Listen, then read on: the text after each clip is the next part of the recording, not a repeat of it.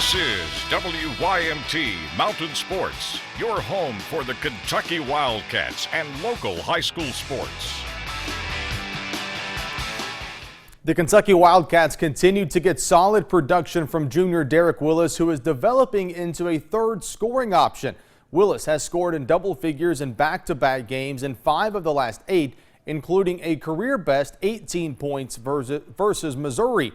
Head coach John Calipari says there is nothing special about Willis's path, just that it stands out in this one-and-done era.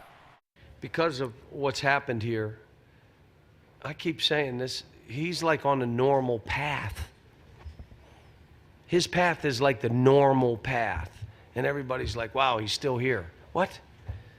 You know, and I'm just happy for him. And, you know, if Dom hadn't been hurt, you probably have 2 of those guys.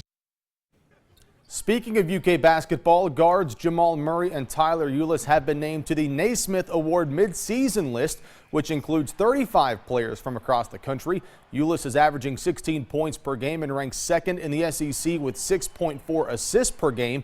Murray is scoring 18.5 points per game, ranking him 5th nationally amongst freshmen. Kentucky is one of just 6 teams to have multiple players on the list.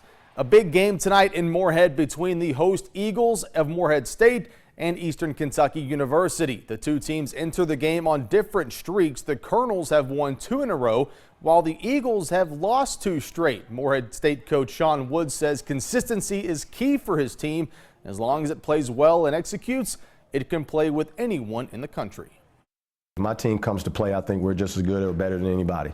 We just got to continue to have consistency when it comes to that. You know, if my team comes to play and they play the right way and they play the way they're supposed to, I feel pretty good. You know what I mean? We just got to establish a consistency from here on out.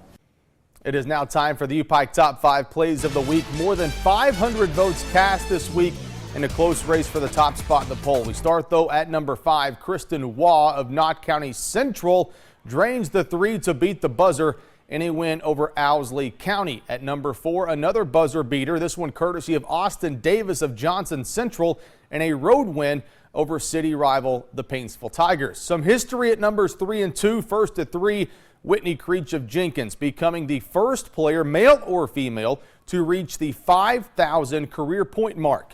Just a few days prior, Creech hits the jumper to become the state's all-time leading scorer, surpassing Jamie Walls of Fort Thomas Highlands. But the UPike Top Play of the Week goes to Michaela McIntosh of Jackson City. Camping out in the corner, knocks down the 3-pointer just ahead of the buzzer to beat Leslie County. She had 12 points for the game, but none bigger than those 3. Michaela McIntosh, our UPike Top Play of the Week.